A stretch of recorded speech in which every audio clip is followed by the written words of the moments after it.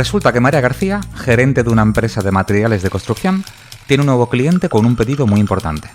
Para tener la seguridad y confianza en la operación, contrató a una detective.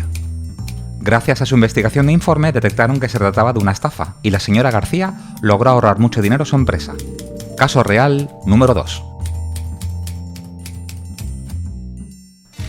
El Loco del Fondo, el podcast sobre historias de detectives de verdad.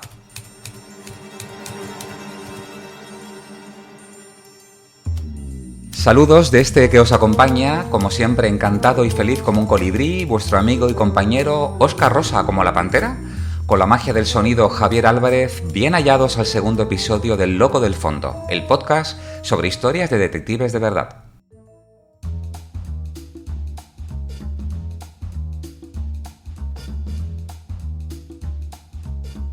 En el programa de hoy, en la sección Orígenes del detectivismo, os contaremos el origen del sombrero de cazador, la capa de cuadros o la pipa curva. Son sin duda los símbolos detectivescos por excelencia. Tienen mucho que ver con Sherlock Holmes, pero curiosamente no tanto con su autor, Sir Arthur Conan Doyle.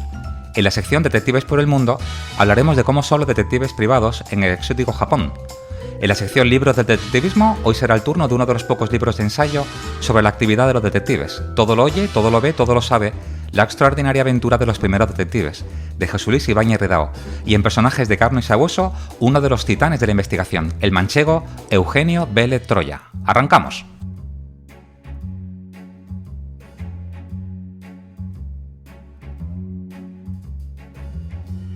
Nos encontramos en el segundo episodio, y no puedo sentirme más feliz por todo lo que ha ocurrido con el primero. Ha superado con creces las expectativas que me había creado en cuanto al número de oyentes y reacciones. Me siento con la ilusión y un poco la responsabilidad de igualarlo con este segundo, algo así como un cantante que saca un primer disco, que ha tenido aceptación y todos esperan el segundo. Este podcast va a salir publicado una vez al mes. Es el tiempo que necesito para poder preparar la documentación, los datos y escribir un guión. No es igual escribir un artículo que va a ser leído a escribir algo que va a ser narrado. No quiero que se convierta en un tengo que hacer. Quiero disfrutar y pasármelo bien. Ya os dije que este es uno de mis sueños hecho realidad. Así que de corazón, 1000 millones de gracias a todos los que habéis oído el primer episodio y a los que ahora también lo estáis haciendo. Así que abróchate el cinturón y disfruta.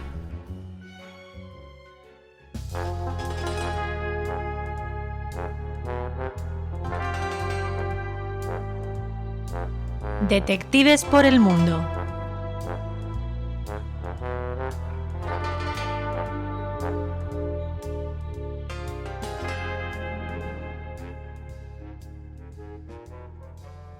Viajamos a Japón, tierra de tecnología, respeto, orden y una cultura que tanto nos despierta la curiosidad a los occidentales y donde también hay profesionales de la investigación privada. Decenas de novelas y series se han escrito y filmado sobre ellos. Mi favorito, Sano Ichiro, el detective samurái de la novela Loto Negro de Laura Jo Rowland. Aquí se juntan dos de mis grandes pasiones, los samuráis y mi profesión. Volviendo al Japón actual, parte de lo que voy a contaros está basado en un artículo que escribí hace unos años y podéis encontrar en mi ebook Detectives por el Mundo, que se puede descargar de manera gratuita en mi blog locodelfondo.es. En Japón cualquier persona puede ser detective gracias a la aplicación de la Ley de Optimización de las Operaciones Comerciales de Detectives, conocida como Ley de Agencia de Detectives del año 2007. Antes de esa fecha, las autoridades japonesas no tenían una buena imagen de los investigadores en Japón. Resulta que la industria de la investigación solía estar vinculada con los yakuza japoneses, que utilizaban a las empresas de investigación e informes como fachadas para actividades ilegales. Lo que hicieron las autoridades es una criba en 2007 y digamos que el contador empezó desde cero. En la actualidad, una de las definiciones del negocio de detective privado menciona lo siguiente. Al recibir el encargo, con el objetivo de recopilar datos e información, los investigadores privados deberán realizar entrevistas, vigilancias o cualquier otro método similar para recopilar datos sobre la solicitud e informar de los resultados de la investigación al cliente. Existen para ellos dos tipos de investigadores. Están los primarios, que suelen ser las agencias o despachos y los que suelen tener habitualmente el contacto directo con el cliente, y luego los subcontratistas, que son los contratados por los primarios. Los detectives no pueden investigar crímenes y si durante una investigación se encuentran con un crimen, tienen que comunicarlo. Para esto no hay excepciones para la policía. No existe licencia de investigador, pero sí tienen la obligación de registrarse en la Junta de Seguridad Pública y en el caso de una agencia tienen que comunicar la información de sus trabajadores a la oficina local del Departamento de Policía. Hay que demostrar ser ciudadano japonés y además realizar una prueba de idioma. Además, existen 2 motivos para que no puedan habilitaros como detectives. El primero, haber sido procesado en los últimos 5 años y el segundo, haber sido miembro de las fuerzas de seguridad en los últimos 5 años. Si todo va bien, ya están registrados como detectives y lo habitual es que la policía pueda hacer una visita presencial a las instalaciones. Sobre la formación, esto no es un requisito, pero sí existen franquicias y escuelas de investigadores por todo el Japón. La más conocida es una que se llama Mr. Detective School, aunque el nombre real es Mission Research. Hay 2 tipos de cursos. Está el curso básico de detective, hay que pagar una cuota de entrada de 31.500 yenes y el precio del curso es 136.500 yenes, algo así como 1.050 euros. Y luego estaría el curso de maestría de detective. Eso está pensado para aquellos que quieran convertirse en investigadores. Hay que pagar la misma cuota, 31.500 yenes, y el precio del curso es 252.000 yenes, algo así como 1.900 euros. En un país de 126 millones de habitantes no existen estadísticas oficiales de cuántos detectives hay en el país. Se sabe que hay más de 30 asociaciones de detectives en todo el Japón y que se pueden llegar a encontrar entre 10.000 y 15.000 investigadores. La principal fuente de información de los detectives en Japón son las entrevistas y las vigilancias. Y aquí va una curiosidad. En Japón, la vigilancia no es un delito, pero si la persona que está siendo vigilada se da cuenta que la están vigilando, puede denunciar, ya que esto sí va en contra de la ley y el investigador puede ser detenido por alterar el orden. A modo de ejemplo, si alguien está realizando una vigilancia y la policía le pregunta «Hola señor, ¿qué está usted haciendo?», puede decir «Hola, soy detective y estoy haciendo una vigilancia». Esto sí es legal, pero ojo, que la persona que se investiga no se dé cuenta. Lo habitual es que si un detective sospecha que se ha dado cuenta de su presencia, es parar durante un mínimo de una semana. En Japón casi todos los datos personales son confidenciales. No existen muchas fuentes abiertas sobre particulares, excepto el registro de empresas, el registro de bienes raíces, algo parecido al registro de la propiedad, y lo que le llaman el registro de quiebras. El registro mercantil de empresas ofrece los datos básicos de la empresa consultada, como la razón social, el domicilio social, el código de identificación, la actividad, la fecha de constitución y el capital social. Además, y aquí viene el dato de interés, el nombre, el cargo y el domicilio particular de los directivos y accionistas. Estos datos son públicos. Además, de una empresa también se puede conocer si forma parte de los listados de empresas exportadoras y también conocer y disponer de sus cuentas anuales. Disponen, como en casi todas las partes del mundo, de empresas de informes comerciales o credit report, que se encargan de obtener los datos del registro mercantil, analizarlos, grabarlos y ofrecerlos de una manera, digamos, instantánea en la pantalla. La empresa de informes de empresas o credit report más conocida en Japón es Tokyo Shoko Research, que facilita, además de los datos básicos del registro mercantil, una estructura mucho más fácil de analizarlos y que además incluye la recomendación del crédito o bancos con los que opera. Luego estaría el registro de bienes raíces, algo parecido al registro de la propiedad. Y para esto es imprescindible disponer de una dirección. Con ella se puede averiguar el nombre del propietario, pero la información no se puede realizar a la inversa, es decir, por nombre. La información sobre deudas de una persona con su banco, por ejemplo, no es abierta y por ley es una información que solamente pueden compartir entre las entidades financieras. Otra de las principales fuentes de información es el registro de quiebras, que se publican en la Gaceta Nacional de Japón, y es una fuente abierta al público. Los datos solo incluyen el nombre completo y la dirección en el momento que la persona se declaró en quiebra. Bueno, ¿cuáles son los servicios más solicitados a los detectives en Japón? Pues las investigaciones sobre pareja son los casos más demandados. A destacar que cada año el índice de infieles, tanto hombres como mujeres en Japón, es más alto. También hay otro tipo de investigaciones. Se realizan informes prematrimoniales, investigaciones previas a la contratación de un empleado, informe para crédito de empresas. Y aquí va una curiosidad. Las personas desaparecidas. En este apartado podemos meter desde jefes y gerentes que huyen de empresas que tienen grandes deudas a la localización de miembros de la familia con los que se ha perdido el contacto o que nunca conocieron. También nietos de adultos de japonesas que se casaron con soldados estadounidenses durante la guerra y luego ellos emigraron a Estados Unidos. Esos nietos quieren encontrar a sus abuelos, aunque también la investigación puede ser al revés. Esos abuelos americanos quieren investigar a sus nietos y saber dónde están. La búsqueda de herederos, que también es uno de los servicios más solicitados, las vigilancias de adolescentes para conocer sus hábitos, investigaciones de propiedad industrial y derechos de autor, reclamaciones de compañías de seguro, pruebas de paternidad y, por último, la entrega de documentos legales por parte de tribunales de otros países. Los honorarios se suelen cobrar por horas y van entre los 8.000 y los 15.000 yenes la hora. Esto es entre 60 y 115 euros aproximadamente. También pueden hacer presupuestos cerrados. Por ejemplo, una investigación sobre una infidelidad que dure 3 días son aproximadamente 120.000 yenes, poco más de 900 euros. Una investigación de personas desaparecidas son aproximadamente 50.000 yenes, algo menos de 400 euros. Y una verificación de crédito de una empresa alrededor de 30.000 yenes, algo menos de 320 euros. Orígenes del detectivismo.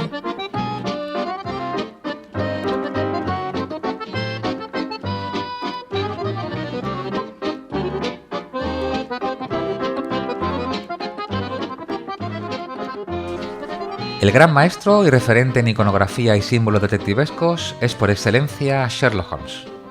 Dicen algunos estudios que es uno de los 4 personajes de ficción más conocidos, junto a Mickey Mouse, Superman e Indiana Jones. Holmes nos dejó iconos como la gorra cervadora o de cazador, el gabán o abrigo de tweed al estilo capa de Inverness o también la pipa de fumar con forma de saxofón. Lo que no se ponen de acuerdo los expertos es qué tiene en particular este personaje para haberse convertido en un mito, leyenda, casi superhéroe de hace más de 120 años y que sigue despertando aún hoy ese mismo interés. Dicen que su nombre tiene magia tal cual suena, Sherlock Holmes. Otros hablan de su inteligencia. Para contar nuestra historia nos situamos en Inglaterra. Es el año 1891. El editor de la revista Strand Magazine, el señor George Newnes, le ha pedido a su director de arte, W.H. Booth, que busque un ilustrador para acompañar las historias de un personaje. Van a publicarlas por entregas mensuales.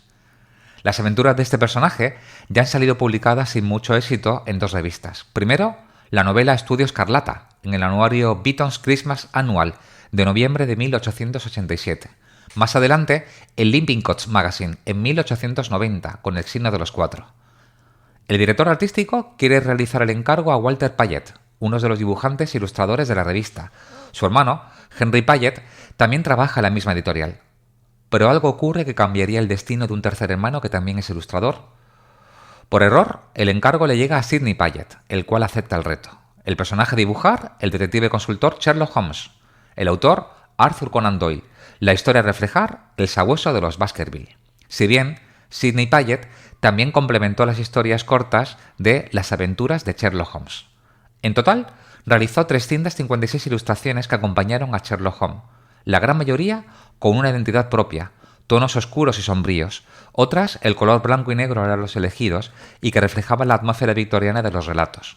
Lo habitual era encontrar una ilustración a toda página acompañada de otras más pequeñas. Algunos expertos afirman que basado en su hermano Walter, imaginó al detective alto de estatura, delgado, estirado, de rostro inexpresivo, nariz aguileña y cejas espesas. Pero también en esa identidad se podía ver la indumentaria de Holmes, que solía ser, por ejemplo, un batín cuando estaba en casa. Y aquí aparece uno de sus hitos por los que será recordado para siempre. Fue en el relato Misterio del Valle Boscombe, de 1891, uno de los 56 relatos cortos de Sherlock Holmes, donde el caso les lleva a una investigación en un entorno de la Inglaterra rural. Para ello, Sidney Paget lo dibujó con un gorro de cazador, como los que él mismo usaba cuando cazaba ciervos, y con un gabán. Esas prendas de vestir también aparecen en Estrella de Plata, de 1893, y en El regreso de Sherlock Holmes, de 1903. Esos 2 complementos fueron asimilados y asociados con Sherlock para los lectores y los detectives que le siguieron. También para los espectadores que vieron por primera vez a Holmes en teatros y pantallas, y a los actores que lo representaban que también utilizaban esa misma indumentaria. El éxito de la revista Strand Magazine fue impresionante. No por ende vendía 500.000 ejemplares al mes, gracias a Holmes. Lo habitual es que quedara agotada en kioscos de prensa en horas. Pero su autor revela a sus amigos íntimos que tiene a Sherlock 24 horas al día en la mente, pensando en nuevas tramas. Se siente presionado por la responsabilidad de llevar a Sherlock a un gran nivel de exigencia en los siguientes libros e historias. Conan Doyle toma una decisión con pocos precedentes: matar a Sherlock Holmes en la historia El problema final, de 1893, cayendo desde las cataratas de Reichenbach, en Suiza, con su enemigo Moriarty. El dibujo de Paget de esa escena se compró en 2004 por $220.000. La reacción del público a la muerte de Holmes fue inesperada. Su autor recibió miles de cartas amenazantes. Hasta su madre dejó de hablarle durante semanas, y la revista tuvo más de 50.000 cancelaciones de suscripción. El autor tuvo que volver a escribir sobre el protagonista en 1903. Payet falleció en 1908. Sus hermanos y otros dibujantes siguieron la tipología de sus ilustraciones. El fabricante de colores retirado es la última historia del último volumen de Sherlock Holmes y está escrita a finales de 1926. Así que estos iconos no formaron parte del retrato que Sir Conan Doyle hizo. Nunca aparecieron en los textos, al igual que tampoco la popular frase «elemental querido Watson». Pero otro de los elementos esenciales con los que Holmes ha contribuido a identificar a los detectives es la pipa. Curiosamente, la única referencia a ese objeto aparece en las aventuras de Sherlock Holmes de 1892, y es la siguiente. Se hizo un ovillo en su silla con sus delgadas rodillas elevadas hasta su nariz aguileña, y allí se quedó sentado con los ojos cerrados y su pipa de arcilla negra sobresaliendo como el pico de una extraña ave. La creatividad del ilustrador Sidney Paget imaginó la pipa de Sherlock como un elemento discreto, que sobresalía de forma perpendicular de su boca. Entonces, ¿cuál fue el origen de la pipa curvada que tenemos en mente cuando pensamos en él? Pues resulta que al borde del siglo XX, las historias de Sherlock Holmes eran tan populares que se llevaron a escena en montajes teatrales a ambas orillas del Atlántico. Uno de los primeros actores en encarnar al detective fue William Gillette, de quien se escribe que interpretó el papel en más de 1000 ocasiones. Gillette basó su caracterización precisamente en las ilustraciones de Sidney Paget. En sus primeras actuaciones, el artista utilizaba una pipa con una cánula horizontal. Sin embargo, pronto se dio cuenta de que cada vez que fumaba, sus manos tapaban su propia cara, por lo que el público no podía ver con claridad sus gestos. Gillette dio con una solución sencilla. En lugar de utilizar una pipa horizontal, acorde con el Sherlock de Paget, la sustituyó por una pipa cuya cánula se curvaba como si fuera un saxofón, lo que le permitía sostenerla por debajo del mentón y de ese modo el público podía ver sus gestos, algo tan importante para un actor. Esa fue una de las contribuciones que hizo el personaje universal William Gillette, quien en 1916 fue el Sherlock Holmes de la primera adaptación cinematográfica de las novelas. El actor fue el espejo donde se miraron otros grandes intérpretes que le sucedieron.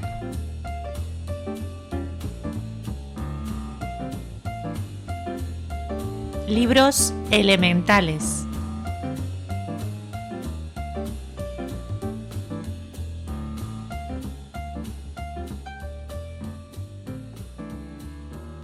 El libro Todo lo oye, todo lo ve, todo lo sabe, la extraordinaria aventura de los primeros detectives del año 2020, es un libro obligado para todos los que se dediquen a la seguridad privada, curiosos y escritores. Es un manual imprescindible que recoge, como su nombre indica, un asombroso recorrido sobre la historia de los detectives privados entre 1875 y 1936, considerada la primera etapa de la investigación privada en España. Soy un privilegiado al conocer al autor, José Luis Ibáñez Ridao, y haber sido testigo de su exhaustivo y laborioso trabajo de investigación y documentación de más de 7 años.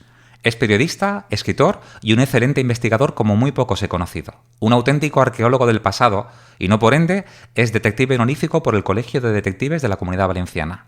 El autor no se centra en exclusiva en España, nos desmenuza y detalla el contexto para entender los motivos por los que surgen las primeras necesidades de poner en manos de la seguridad privada los problemas privados de empresas y particulares.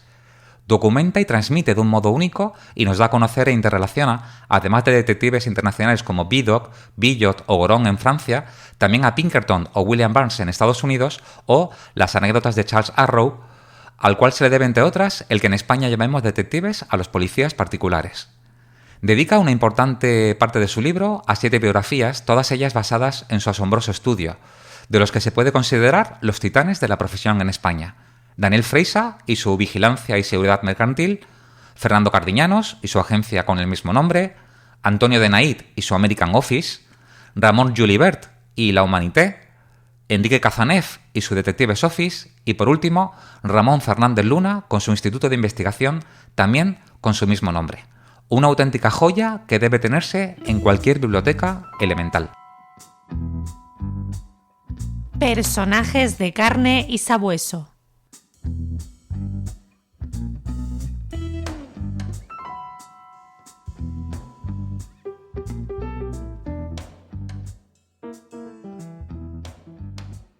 Nos encontramos inmersos en la década de los años 40 del siglo XX. Una década marcada por las consecuencias de una guerra civil que ha dejado a España devastada social y económicamente. Es la década del hambre, de la escasez, de las restricciones y de la falta de recursos. La cultura va a estar marcada por una corriente estética conocida como el tremendismo, que tuvo como máximo exponente a nivel literario a Camilo José Cela y su libro La familia de Pascual Duarte, y por un fenómeno editorial sin precedentes, con la publicación del libro Nada, de Carmen Laforet, ganadora del premio Nadal, que hace un recorrido por la Barcelona de esa década. Es en esta ciudad donde nos situamos, en la plaza de Urquinaona número 4. Es el año 1945. En la calle, un cartel. Detectives Vélez Troya. En la tercera planta del edificio, un detective está sentado en su despacho junto a uno de sus colaboradores. Una vez que ha terminado la reunión, el colaborador se levanta y al suelo cae su billetera, y de ella sobresale la foto de una mujer.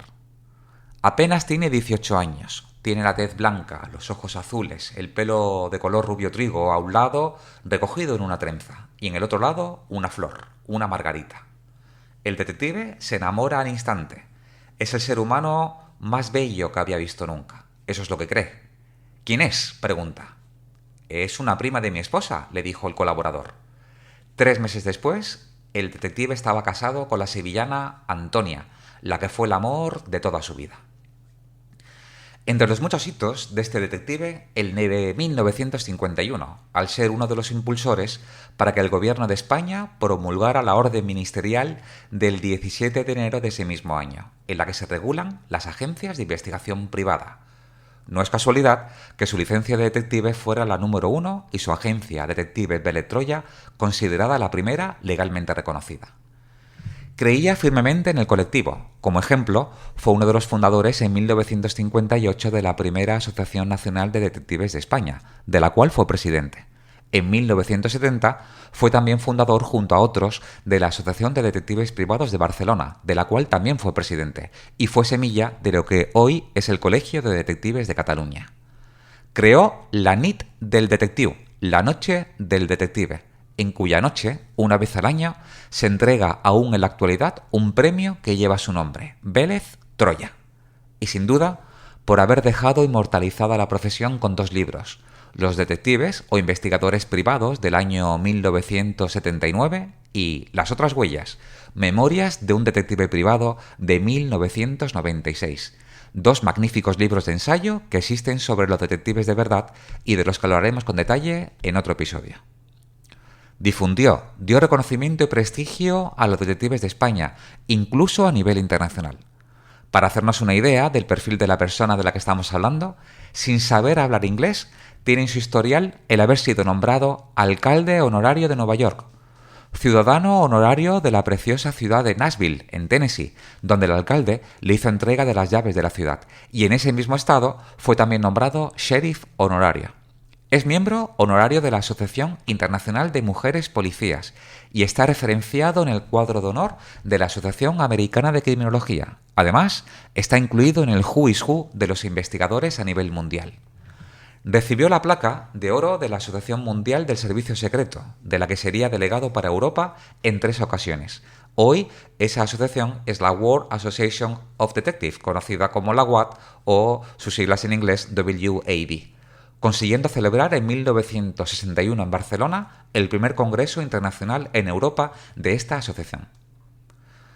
Viajó hasta en 12 ocasiones a Estados Unidos. En uno de esos viajes en transatlántico estuvo cenando con la actriz americana ganadora de un Oscar en 1945, Joan Crawford, y con el músico catalán, el internacional Xavier Cugat, que disfrutaron y rieron con el modo en que el detective español relataba las anécdotas de sus casos. El protagonista de esta historia es Eugenio Vélez Troya, una de las principales figuras de la profesión en el siglo XX. Nos situamos en el 12 de febrero de 1921, en un pequeño pueblo de La Mancha, Torre de Juan Abad, señorío del brillante escritor del siglo XVII, Francisco de Quevedo y Villegas. El pequeño Eugenio estuvo aquí hasta los 10 años, cuidando ovejas y observando los detalles de todo lo que ocurría a su alrededor. Fue el mayor de 5 hermanos y eso le forjó la personalidad especial que tienen los hermanos mayores, de responsabilidad, protección y trabajo. Fue un gran hermano y siempre cuidó de todos ellos. Llega a Barcelona en el año 1931, un lugar que entró en su corazón y a la que estuvo siempre agradecido por la buena acogida que le dio a él y a todos sus hermanos. Si bien su pueblo natal en La Mancha formaba parte de su piel y se escapaba cada vez que tenía ocasión. Sus primeros años transcurren en Berga, más adelante en Corbera de Llobregat, donde su padre era cartero y el joven Eugenio repartía periódicos. También vivió en San Vicente de Lorch, del que guardó muy bonitos recuerdos. Luego llegarían sus años como maestro, primero en Tarrasa, en la Escuela Pías, y por último, la ciudad de Barcelona, donde también fue maestro. Es en esta ciudad donde Eugenio estudió en la Escuela Oficial de Náutica de Barcelona para cumplir uno de sus sueños, el de ser marino mercante. Pero en este tiempo, un detective aparece en su camino, y eso cambiaría su vida para siempre al abrirle los ojos. «Háblame de tu profesión», le preguntó el joven Eugenio con curiosidad. «Esto solo es para gente que ama la profesión. Hay que ser muy intuitivo y sagaz, ver más allá de lo que la gente suele ver». Y esa fue precisamente una de las principales características que tenía Eugenio, una extraordinaria intuición para tener corazonadas y una sensibilidad especial que solo algunas personas tienen. Él la heredó de su madre, a la que vio fallecer en 3 sueños premonitorios, y su hija Nina y su nieta Denis también la tienen. En 1944 fundó el despacho de detectives Beletroya, que supo hacer un recorrido profesional y convertirse en un referente en esta segunda generación de detectives, que crearon agencias después de la Guerra Civil y antes de 1951, cuando la profesión se regula. Cuando le preguntaba las características que tiene que tener un detective, él decía que la principal era la honestidad y la intuición, también la cultura general, el saber idiomas, el ingenio, la improvisación, pero que la principal era la honestidad con el cliente. Eugenio amó profundamente la profesión durante los 50 años a los que dedicó su vida con sagacidad y perspicacia, tal y como le vaticinó aquel detective que se cruzó en su camino. Entre su formación, fue diplomado en criminología por el Instituto Nacional de la Policía Norteamericana y por la Escuela de Criminología de Boston. Fue todo un avanzado a su tiempo y una extraordinaria persona, y así es como lo recuerdan los que le conocieran. Siempre pensaba en cómo ayudar a los demás. Se dice incluso que regaló una vivienda a una señora que le quitaron su casa por falta de pago. Tenía en su personalidad grandes valores como la ética, la lealtad, la empatía y un extraordinario sentido del humor, muy similar al de Groucho Marx, que le hicieron tener una hilarante y facilidad ingeniosa al relatar alguno de sus casos, como por ejemplo 2 anécdotas. La primera, cuando un cliente se dirigió a su despacho para contarle que la mismísima reina de Inglaterra estaba enamorada de él. «¿Pero cómo puede usted pensar eso?», preguntó Eugenio. Mire, es que me escribe cartas. A saber quién es el que estaba detrás de esas cartas». La sorpresa fue cuando un día se volvió a presentar para demostrarle que había recibido un ingreso de 100.000 pesetas, a la traducción 600 euros en su banco, algo aproximado a unos $700 al cambio. Cuando Eugenio investigó, descubrió que se trataba de un error del banco, que tenía que haber ingresado el dinero a otro cliente. La segunda anécdota, cuando un cliente hizo una visita a su despacho para decirle: «Señor Beletroya, he venido para pedirle que no investigue el robo del anillo que no he perdido». En el año 1964 fue otro referente al traer a España el primer detector de mentiras, que dicen que manejaba como nadie. Fue muy amigo del periodista Enrique Rubio, redactor jefe del semanario de sucesos El Caso, que se publicó de 1952 a 1997. Los dos, que tenían un humor similar, disfrutaron mientras Eugenio investigaba y Enrique convertía el caso en noticia. Esta alianza de amistad sólida perduró hasta la muerte del periodista en el año 2005. Como era de La Mancha, Eugenio fue nombrado Caballero Quijote, una distinción que muy pocos tienen y que reunía a distintas personas que tenían ese título. Él siempre decía que había sido nombrado Quijote en el mejor sentido de la palabra. Era ese hombre que tenía sus sueños y que iba a la conquista de los mismos, cayera quien cayera. Él sabía que tenía su meta y, como buen Quijote, iba a buscarlas. Eugenio fallece el 15 de mayo de 2007, a la edad de 86 años. Amigos y amigas, permitidme una reflexión. Morir es la consecuencia de la vida y de nosotros depende que cuando lleguemos a ese momento, lo dejado atrás sea lo suficientemente relevante como para dignificar la memoria que leguemos a nuestros sucesores. En su legado, la memoria de su trabajo, con sus 84.342 informes realizados. En su pueblo natal, una calle con su nombre. Se trata de uno de los únicos detectives en el mundo con este honor. Su recuerdo Parece inamovible y desde luego constituye uno de los máximos ejemplos del detectivismo en España. Se nos antoja esencial y desde aquí recomendamos la lectura de sus 2 libros, Los detectives o investigadores privados del año 1979 y Las otras huellas, Memorias de un detective privado de 1996, llenos de historias y anécdotas de Eugenio Vélez Troya, nuestro protagonista de hoy en Personajes de carne y sabueso.